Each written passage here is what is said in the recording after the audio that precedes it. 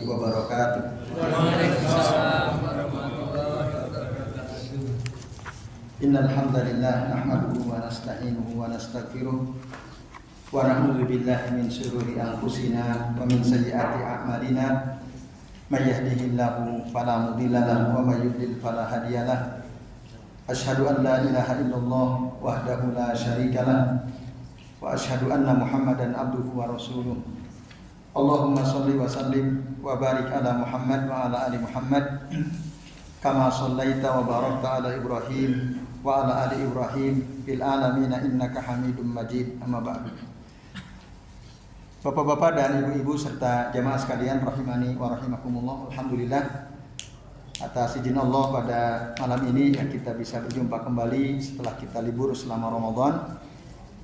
Malam ini kita insyaallah akan melanjutkan ya ngaji kitab Al-Aqidah As-Safariniyah atau Ad-Durrah Al-Mudiyah fi Aqdi Ahlil Firqatil Mardiyah, karya Syekh atau Al-Imam As-Safarini rahimahullah, ulama yang hidup di abad ke-12 ya Hijriah. 12 Hijriah, wafat tahun 1188, berarti abad ke-12 Hijriah. Pada pertemuan terakhir Bapak Ibu ya sebelum Ramadan, kita kalau tidak keliru sudah membahas sampai bait yang ke-13 ya. Betul ya?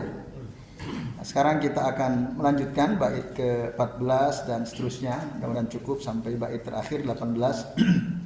Bagi Bapak Ibu yang membawa kitab silahkan dibuka halaman 41 ya. Pada bait ke-14 ya, qala al-muallif rahimahullah, penulis kitab ini yaitu Al-Imam As-Safarini berkata, tentu ada kaitan dengan bait sebelumnya. Jadi kitab ini beliau nama Ad-Durratil Mudiyah fi Aqdi Ahlil Firqatil Mardiyah ala i'tiqadi Zi As-Sadadi Al-Hambali Imami Ahlil Haqqi Dzil Qadaril Ali, yaitu suatu kitab tentang akidah berdasarkan akidahnya Zi As-Saddad. Apa yang dimaksud Zi As-Saddad? Ya, maksudnya orang yang istiqomah, lurus dalam agama.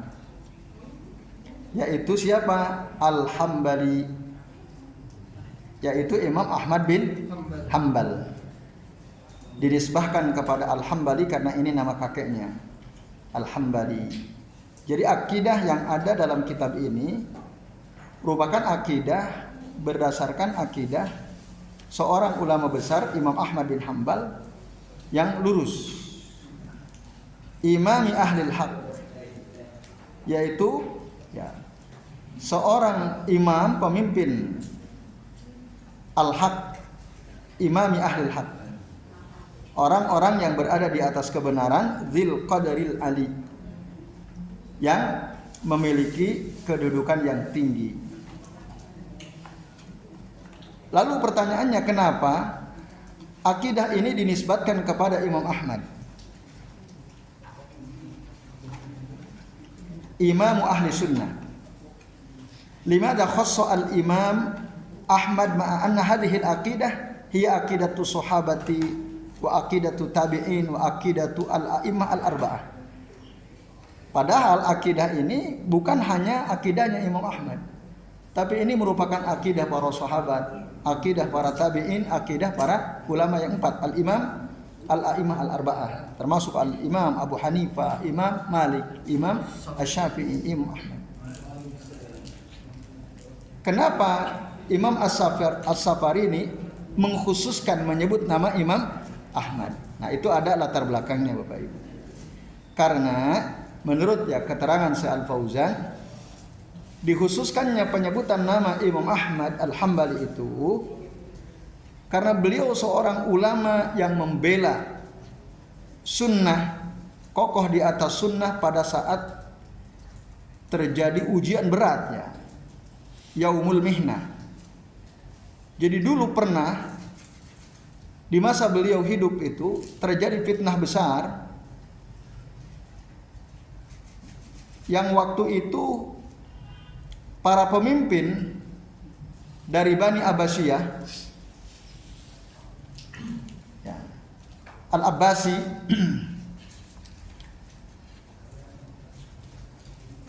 dipengaruhi oleh paham Jahmiyah dan paham Mu'tazilah yang mengunggulkan akal daripada dalil, gitu ya.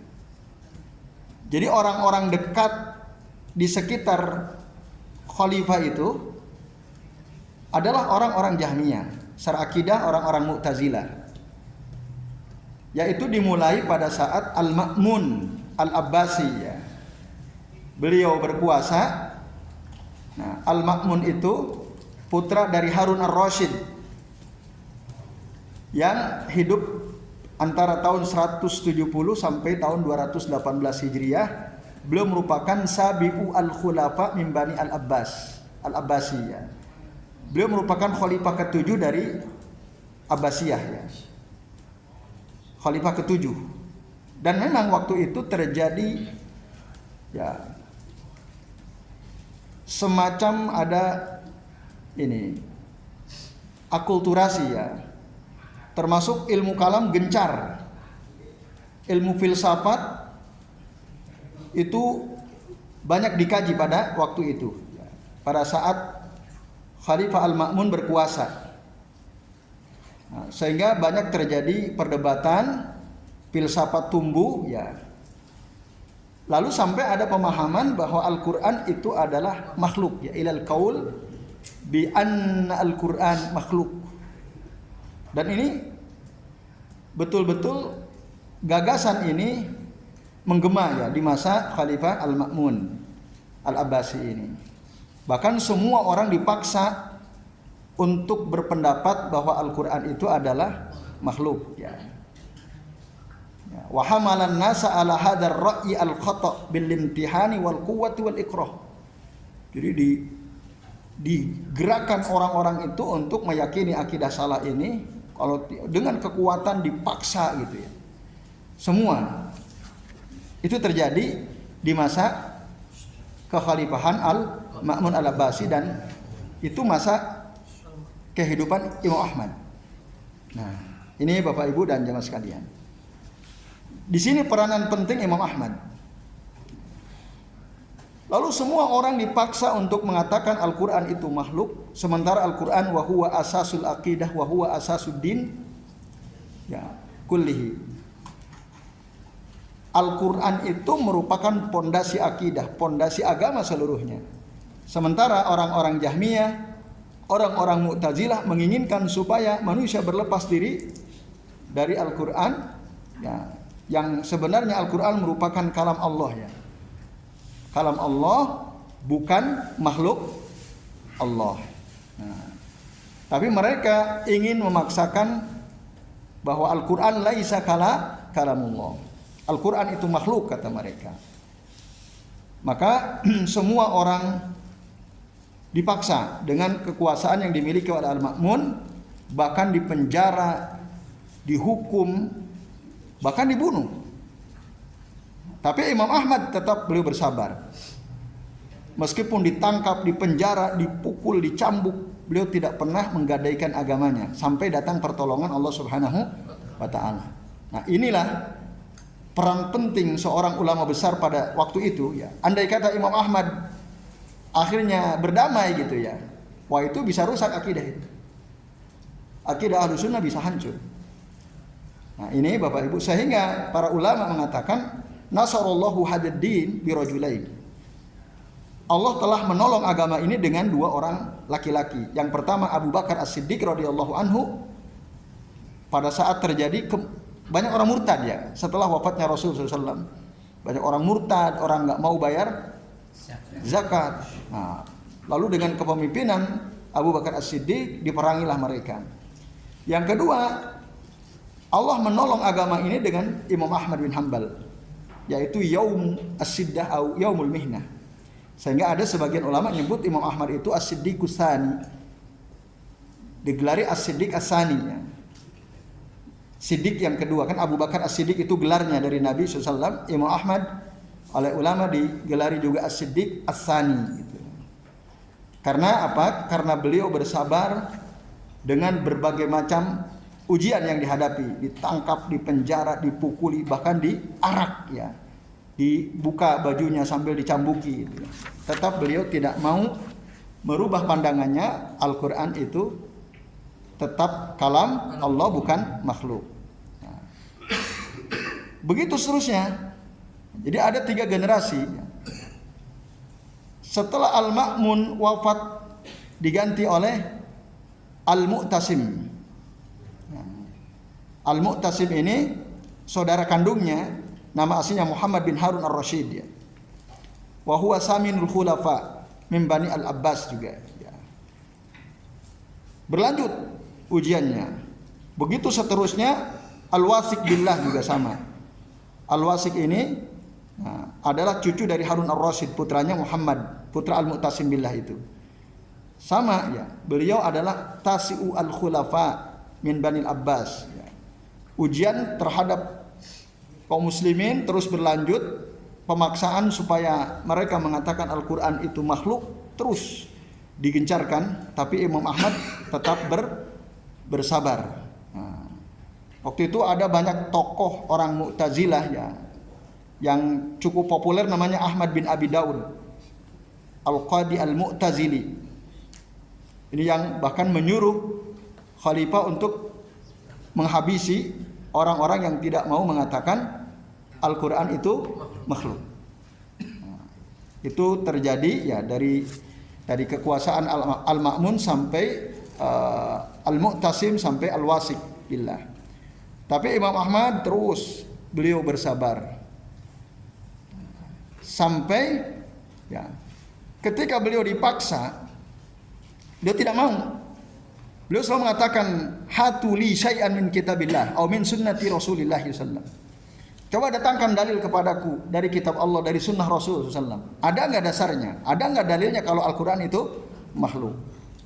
Dan mereka tidak bisa menunjukkan bahwa ada dalil yang mengatakan Al-Qur'an itu makhluk. Beliau selalu kullama qalu lahu qal hatuli syai'an min kitabillah wa sunnati Rasulillah sallallahu hatta nasarallahu bihi ad-din wa fadhaha bihi ahlal bid'ah wa ahlat tahajjubi wal i'tizal.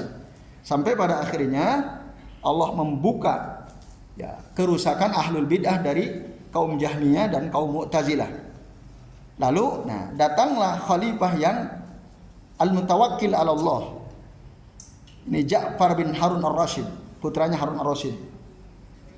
Nah, ketika beliau ya seorang khalifah yang ke-10 Asiru al-Khulafa min Bani Al-Abbasi berkuasa, Imam Ahmad dilepaskan. Fa afraja 'anil Imam Ahmad wa nasara ahla sunnah wa zalat as-siddah. Imam Ahmad dilepaskan dari hukumannya, kemudian beliau ini banyak membantu para ulama ahlu sunnah, dan kesusahan yang dialami oleh para ulama yang berpegang teguh kepada sunnah itu dihilangkan oleh khalifah yang ke-10 dari Bani Al-Abbasi, yaitu siapa namanya? Siapa tadi? Al-Mutawakkil tadi ya. Al-Mutawakkil bin Harun Ar-Rasyid. Nama aslinya Ja'far, nama aslinya, tapi digelari dengan Al-Mutawakkil Allah bin Muhammad Al-Mu'tasim billah dan seterusnya. Nah, ini Bapak Ibu dan jamaah sekalian, sebabnya itu. Nah, sebabnya itu kenapa Al-Imam As-Safari ini menisbatkan akidah ini kepada Imam Ahmad. Tapi ini bukan berarti ya hanya akidah Imam Ahmad, seluruh para ulama al-a'immah al-mazahib al-arba'ah sama dengan beliau. Bahkan ini merupakan akidah as-sahabah, akidah at-tabi'in. Nah, ini Bapak-bapak dan Ibu-ibu serta jemaah sekalian. Nah, itu sebabnya. Nah, karena apa tadi? Karena Imam Ahmad bersabar ya, bertahan, tidak menggadaikan keyakinan atau akidah beliau meskipun dipaksa, disiksa, dipenjara dan seterusnya. Nah, dari situlah Kemudian akidah ini oleh Syekh Al-Imam As-Safari ini dinisbatkan kepada Imam Ahmad. Fahiya fil waqi'i aqidatus salafis salih. Tapi pada hakikatnya ini merupakan akidah para generasi salafus salih, yaitu aqidatu as-sahabah, aqidatu tabi'in. Ini ibu-ibu dan bapak-bapak serta jamaah sekalian. Nah, Imamu Ahlil Haq tadi maksudnya Imamu Ahli Sunnah. Semua ulama melaqabi Imam Ahmad dengan Imamu Ahli Sunnah. Maka kalau ada orang kok benci kepada Imam Ahmad, ini kata Syekh Al-Fauzan ya, wa kana al-mubtadi'u yu'rafu bi adawatihi li Imam Ahmad. Maka untuk mengetahui ahlul bidah itu gampang. Ahlul bidah ya. Dia benci enggak kepada Imam Ahmad? Ketika dia benci kepada Imam Ahmad berarti dia ahlul bidah, al-mubtadi'. Sementara ahlu sunnah dia pasti cinta kepada Imam Ahmad. Kata saya Al-Fauzan ya, beliau mengatakan demikian ya, sekalian. Nah, Hanabilah Al-Hambali ya. Yaitu penjelasan bait yang ke-14. Zil qadari al-ali, yang memiliki kedudukan yang tinggi misalnya. Habril mala fardil ula ar-rabbani rabbil hija mahid duja as-saibani. Habril mala, apa makna habril mala? Di halaman 41 jelas ada. Habr itu artinya al-alimul mutqin, al-mala artinya asrafun nas. Jadi seorang ulama yang mutqin, yang meyakinkan ya, yang mulia, manusia mulia. Habaril mala fardil ula ar-rabbani. Apa makna fardil ula ar-rabbani, Bapak Ibu dan jamaah sekalian? Maksudnya ya, salah satu orang yang memiliki sifat mulia ya, fardil ula ar-rabbani. Apa makna ar-rabbani? Ar-rabbani artinya adalah al-alimul amilul muallim. Jadi seseorang itu disebut ar-rabbani jika dia berilmu, lalu dia mengamalkan ilmunya, lalu dia mengajarkan ilmunya. Al-alimul amilul muallim. Al-alimu al-amilu al-muallimu. Al-muallim. Itu yang disebut ar-rabbani. Dan itu kita bisa temukan kata rabbani ini dalam surah Ali Imran ayat 79. Walakin kunu rabbaniyina bima kuntum tuallimunal kitaba wa bima kuntum tadrusun. Akan tetapi jadilah kalian rabbaniyin bima kuntum tuallimunal kitab. Disebabkan karena kalian mengajarkan Alkitab, wa bima kuntum tadrusun, dan disebabkan karena apa yang kalian pelajari. Nah, ini syarat rabbani itu adalah selain dia berilmu, dia mengamalkan ilmunya dan mengajarkan itu. Nah, maka par-rabbani huwal alimul ladzi ya'malu bi ilmihi wa yurabbin nasa alaihi. Rabbani itu artinya orang yang berilmu, yang mengamalkan ilmunya, dan rabbani artinya dari kata rabba yurabbi, mendidik ya. Yurabbin nasa alaihi, mendidik manusia, mengajarkan manusia dengan ilmunya itu, ilmu yang dimilikinya ini. Nah, ini Bapak Ibu dan sekalian, kata rabbani itu pengertiannya menurut Syekh Al-Fauzan hafizahullah taala ya, berdasarkan keterangan dari surah Ali Imran ayat 79 tadi ya. Nah, itu jadi fardhi ar-rabbani rabbil hija mahidduja as-saibani. Nah, rabbil hija itu Bapak Ibu bisa di kitab jenengan ada keterangan rabb itu artinya sahib, al-hija artinya al-akal, sahibul akal artinya orang yang berakal. Rabbil hija itu mahidduja as-saibani. Jadi rabbil hija artinya orang yang punya akal yang baik ya. Itu. Kemudian mahid duja. Mahi itu menghilangkan ad-duja artinya kegelapan, yaitu zalamatul bid'ati, kegelapan bid'ah. Karena waktu beliau hidup kan bid'ah khuluqul Quran itu dahsyat sekali. Mungkin andai kata kita hidup di masa beliau, kita nyerah juga itu. Andai kata kita hidup di situ. Karena kalau nggak mau bilang Al-Quran makhluk, habis kita disiksa, dibunuh. Tapi Imam Ahmad tetap bertahan. Nah, dengan pertahanan dan kesabaran beliau itulah maka beliau disebut mahi ad-duja tadi ya. Mahi ad-duja yang menghilangkan kegelapan bid'ah. Asy-Syaibani ini nama kakeknya. Jadi Ahmad bin, nama aslinya Imam Ahmad ini siapa tadi? Bukan. Nah, jadi Hambal itu nama kakek sebenarnya. Nama kakeknya. Kemudian Al-Imam mana tadi? Al-Hambali. Tapi nama biasa di ya, mana tadi ada keterangan ya.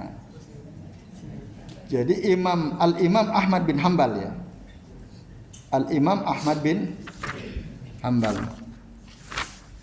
Nah, Asy-Syaibani itu adalah nama kakeknya Imam Ahmad. Maka Al-Imam As-Safari ini beliau menyebut dengan dua istilah ya.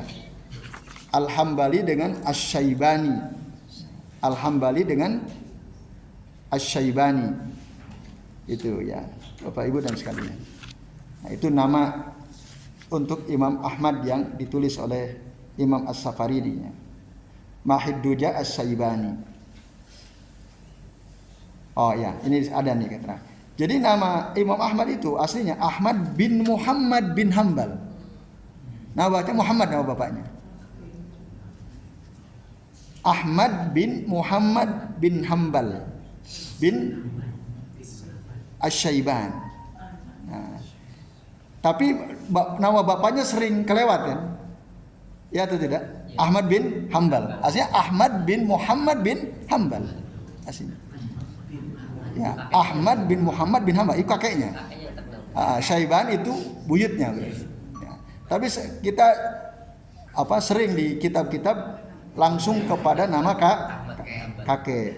Dan banyak ulama seperti itu ya. Ke kakeknya langsung. Nah, ya ini bapak-bapak dan ibu-ibu serta jamaah sekalian ya. Jadi Asy-Syaibani itu adalah kakek Imam Ahmad. Fa innahu imamu ahlil asar.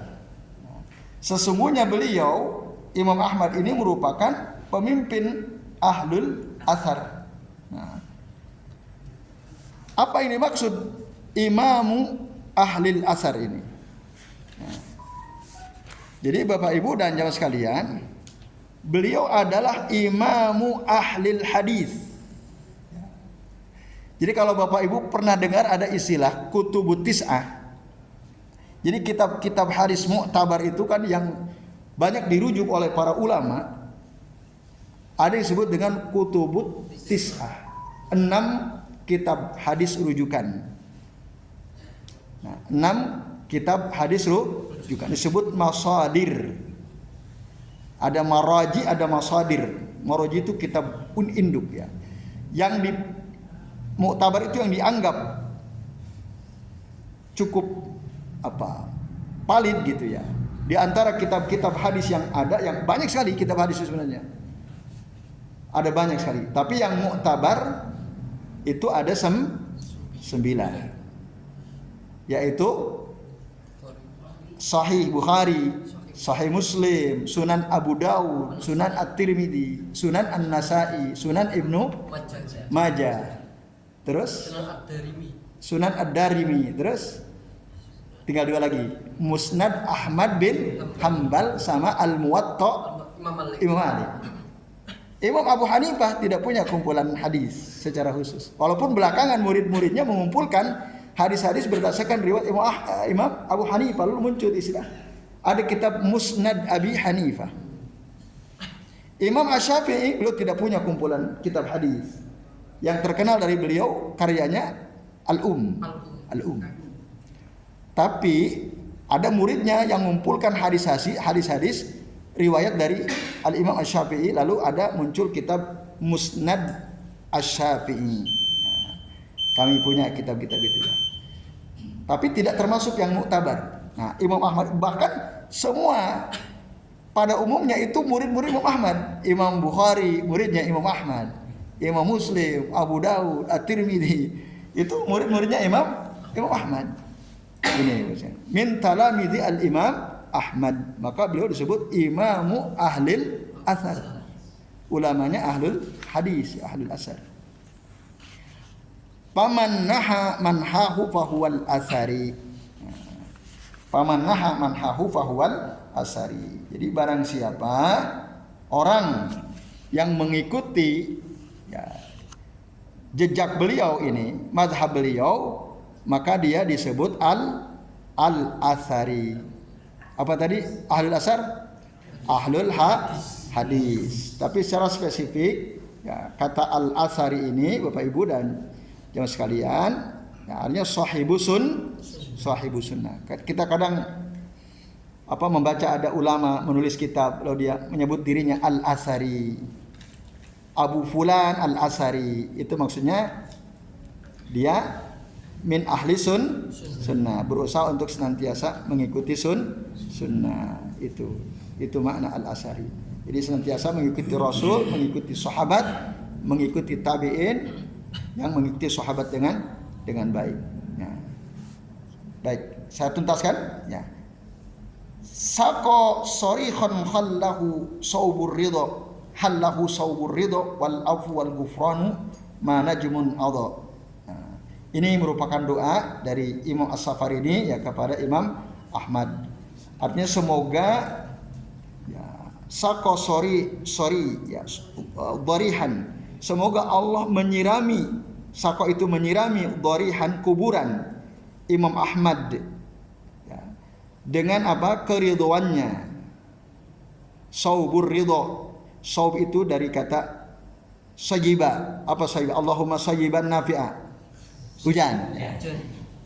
Jadi semoga Allah menyirami kuburan Imam Ahmad dengan hujan keridhaan, wal afu, pemaafan, wal ghufran, ampunan, ma najmun adha, selama bintang-bintang itu bercahaya. Ini doa dari Imam As-Safarini untuk Imam Ahmad. Nah, lalu pada bait yang ke-18 yang terakhir ini, wahallahu wasairul a'immah manazilar ridwani a'lal jannah. Nah, semoga Allah menempatkan Imam Ahmad, halahu itu anzalahu, wasairul a'immah, dan seluruh ulama, seluruh ulama ahlu sunnah maksudnya, baqiyatul a'immah min ahli sunnah wal jamaah, termasuk minhum al-a'immah al-arba'ah al-imam Abu Hanifah, Imam Malik, Imam Asy-Syafi'i Itu didoakan oleh Imam As-Safarini, semoga mereka semua, Imam Ahmad dan seluruh para ulama itu ditempatkan oleh Allah Ta'ala manazilar ridwan a'lal jannah, di tempat yang diridhoi oleh Allah Ta'ala, di surga yang paling tinggi, yaitu al-firdaus al-a'la. Wa huwa a'la manazil ar-ridwani min jannatil khuld. Jadi firdaus itu merupakan kedudukan tertinggi, surga tertinggi yang abadi, yang mendapatkan ridho dari Allah Subhanahu wa taala. Sehingga Rasul mengatakan, qala Nabi sallallahu alaihi wasallam, idza sa'altumullaha, apabila kalian memohon kepada Allah Ta'ala, fas'aluhu, mintalah kepada Allah al-firdausa, surga firdaus, fa innahu a'lal jannati, sesungguhnya surga firdaus itu adalah surga paling tinggi, wa wasatal jannah, dan yang paling tengah, wa fauqahu arsyur rahman, dan di atas surga firdaus itu ada arsy Allah Zat yang maha rahman. Hadis akhrajahu Imam Ahmad wal Bukhari wa Ibnu Hibban dari Abu Hurairah radhiyallahu anhu. Nah, ini Bapak Ibu dan sekalian, doa dari Imam As-Safarini untuk Imam Ahmad dan para ulama ahlu sunnah. Jadi surga itu ada berapa tingkat Bapak Ibu? Mi'atu darajah. Ada 100 tingkat. Jarak antara satu tingkat dengan tingkat berikutnya berapa? Berapa jauh? 500 tahun. Bayina darajata ini masih rotu mi'ati sana. Sejauh perjalanan 100 tahun. Masih rotu mi'ati sana.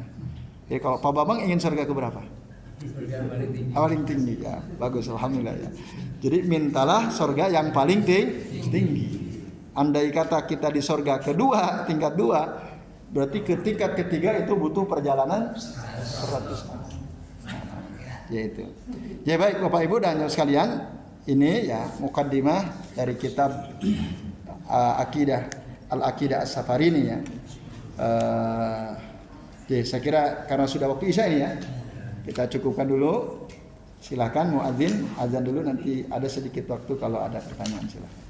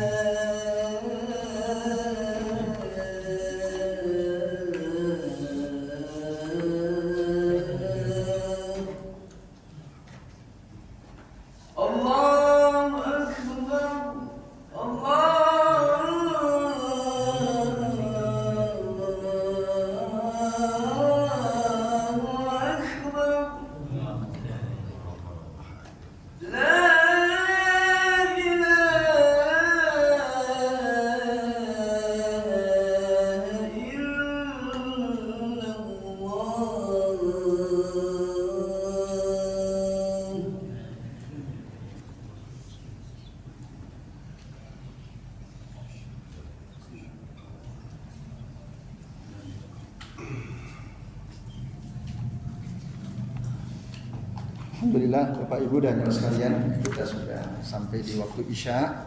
Sambil menunggu waktu iqamah, kita manfaatkan sedikit waktu. Barangkali ada di antara Bapak Ibu yang bertanya. Baik, silakan Mas Ali. Yang ingin saya tanyakan, surga itu kan terdapat 100 tingkat. Tapi kenapa kok pintunya itu sejajar? Sementara neraka kok pintunya Bertumpuk. Iya. Iya. Jelasnya. Iya. Nah, itulah bedanya surga dengan neraka. Dalam hadis dikatakan bahwa surga itu pintunya ada 8. Jadi barang siapa orang yang man asbagul wudu, barang siapa orang yang menyempurnakan wudunya, kemudian summa yaqul asyhadu an la ilaha illallah wahdahu la syarikalah wa asyhadu anna muhammadan abduhu wa rasuluh, futihat lahu abwabul jannati as-samaniyah yadkhuluha min ayyiha syaa. Akan dibuka untuknya pintu surga yang 8 dan dia bisa masuk lewat pintu mana saja. Nah, dari hadis ini lalu para ulama mengatakan pintu surga itu ada 8 dan dia sejajar. Nah, itu keterangan terkait dengan pintu surga. Nah, sementara kalau pintu neraka ada berapa? 7. Nah, itu ada di dalam hadis atau dalam Al-Quran itu? Ada Al-Quran itu. Ada Al-Quran. Saya lupa ayat berapa. Jadi di dalam kitab Maqami'u Asy-Syaitan ya, fi Dhail Kitab wa Sunnah Sahihah karya Salim ya bin Id Al-Hilali rahimahullah al-hafidhul ta'ala, di sana dikutip ada ayat Al-Qur'an yang menunjukkan bahwa pintu neraka itu ada 7. Lalu diterangkan dia tidak sejajar tapi bertumpuk-tumpuk. Ada yang paling tinggi itu pintu neraka li ahli tauhid. Li ahli tauhid. Jadi umat Rasulullah yang masuk neraka itu pintunya paling atas.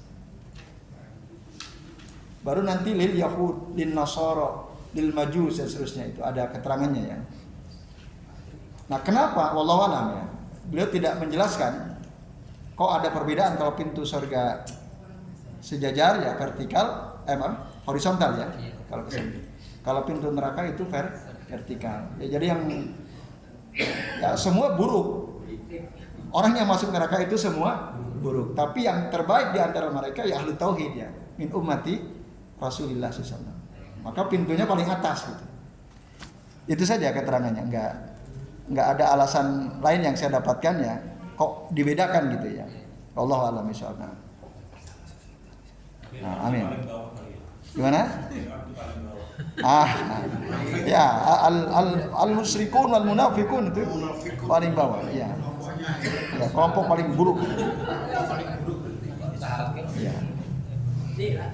Monggo. Ini tadi masalah Al-Quran itu dari aliran Mutazilah mengatakan bahwa Al-Quran itu adalah rahmat. Kenapa dia itu kok sampai katakan seperti itu? Padahal rahmat itu bahwa Al-Quran adalah kalamullah. Iya. Karena menurut mereka ya kalam itu makhluk. Kita ngomong nih A, B, C gitu ya.